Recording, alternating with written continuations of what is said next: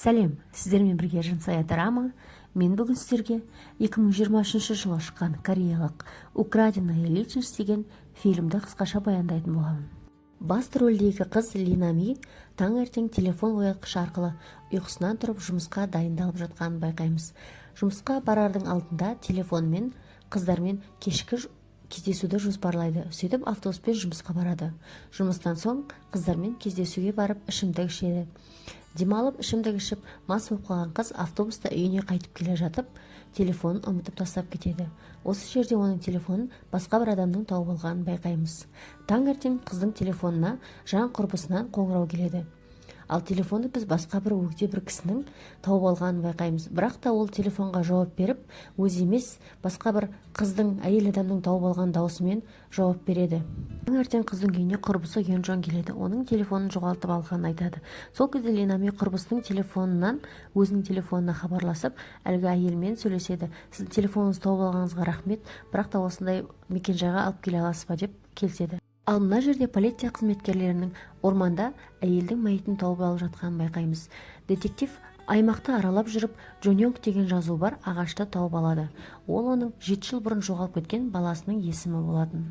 7 жыл араласпаған әлсіз баласынан мынандай қылмыс жасау қолынан келмейді деп ойлайды әкесі. Нами әкесінің дәмханасына көмектесуге келеді.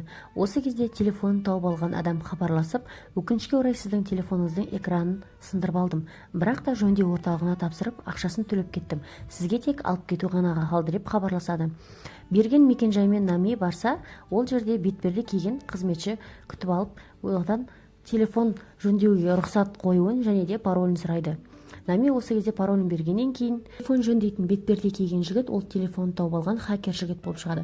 Қыздың құпия сөзін алғаннан кейін қыздың телефонын экранын ауыстырып жатып, оған қауіпті программа мен камера қондырып қояды.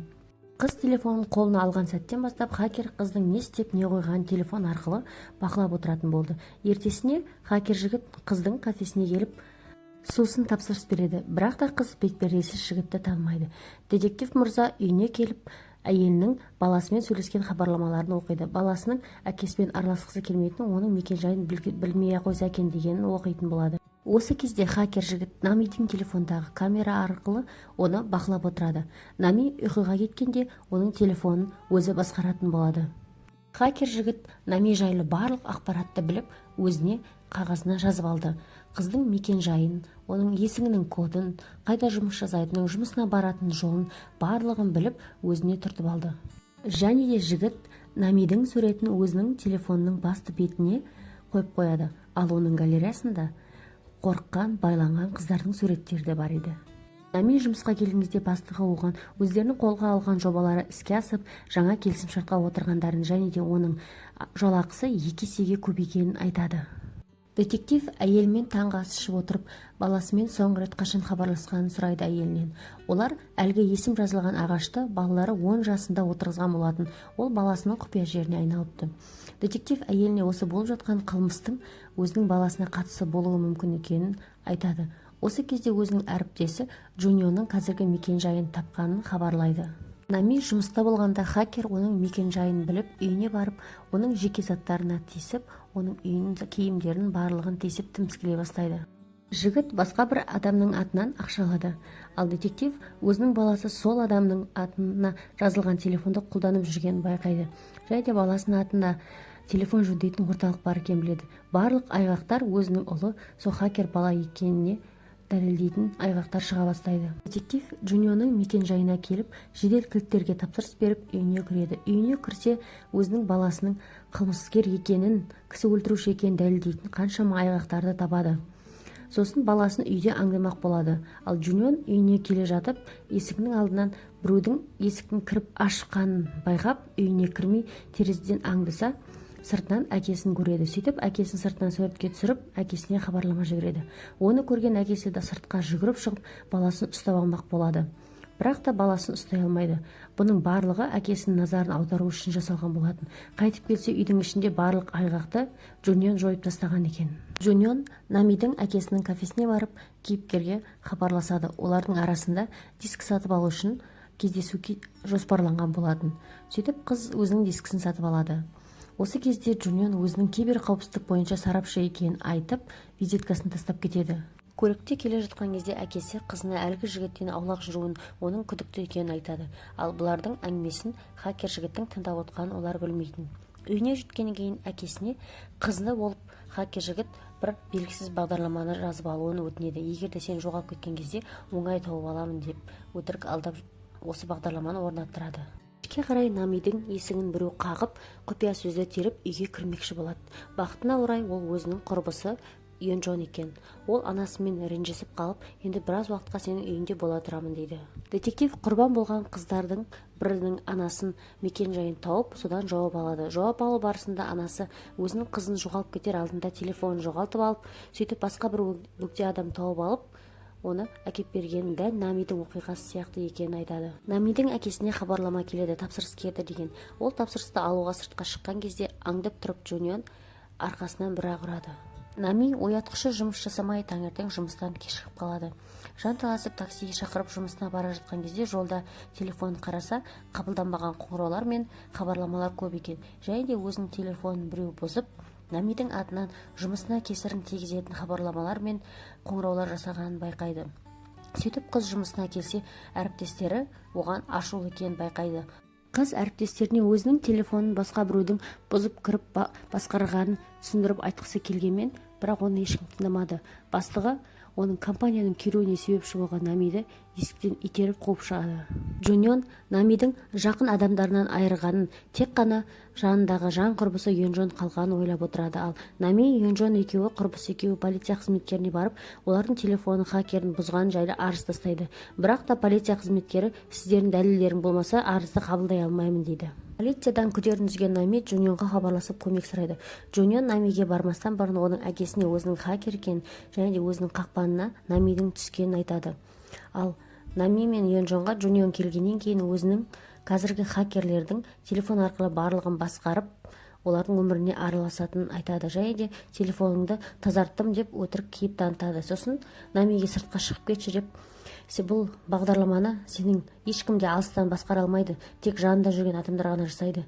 Сенің құрбыңнан күдіктенбейсің бе деп Намидің ойына күдік салады. Нами де ойланып қалып, құрбысынан күдіктене бастайды. Сөйтіп оның құрбысынан сұрайды, осының барлығы сенің ісің бе, шыныңды айтшы деп. Ал Джунион болса Намиге қатты ренжіп, сен маған емес бөгде бір адамға сендің бе деп, осы бастан екеуміздің арамызда барлығы бітті, енді маған хабарласпа деп құрбысы ренжіп кетіп қалады. Ал Джунион болса сыртта оны көріп мәз болып тұрады.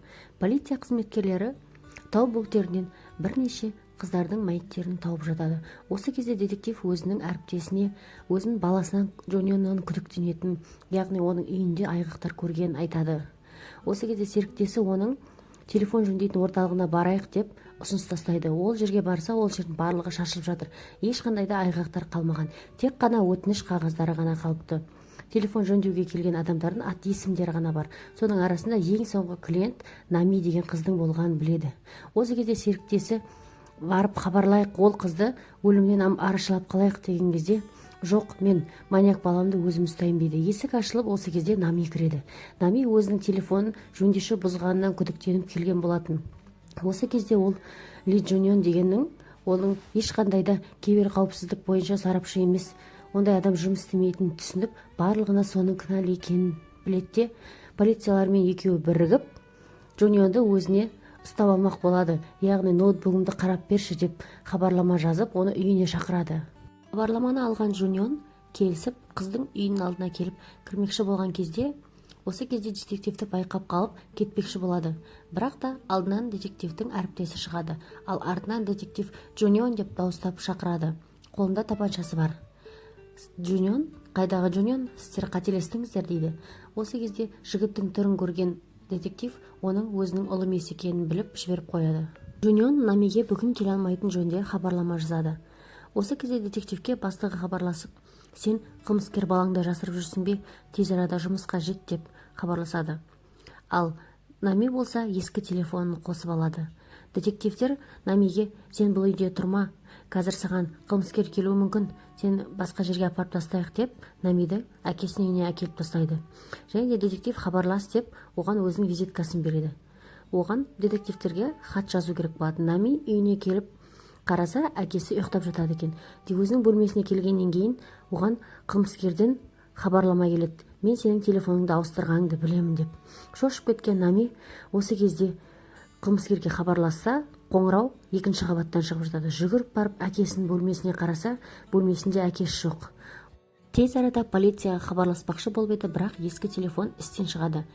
Нами терезеден қашпақшы болған кезде әкесінің даусын естиді. Осы кезде қолына қару алып, қаруланып бөлмеден шығып қараса, ол әкесінің даусы емес, жай ғана диктофон жазбасы екен. Ал диванның артынан Джунион шығады. Нами Джунионға жүгіріп барып қорқытпақ болып, қайда менің әкемді тап, әкемді айт деген кезде, келісімге келейік дейді. Мен сенің әкеңді жіберем, бірақ сен детективтерге хабарлама жазасың, менде бәрі жақсы деп дейді. Нами келісіп детективке хабарлама жазады. Ал Джунион болса, ал сені жіберу үшін 24 сағаттың ішінде сенің достарыңның біреуі іздеп саған хабарласу керек. Сол кезде сені жіберемін дейді. Осы кезде Джунион мен әжетханаға барып келейін деп кетіп қалған кезде, артына аңдып келген қыз әкесінің ваннада суға толтырып, қасында пышақ ұстап Джунионның бопсалап отырғанын көреді. Қыз жігітке жалына бастайды, әкемді жіберші деп. Джунион Намидің аяқ қолын байлап тастап, әкесінің басынан су ағызып, оны телефонға түсіріп алады.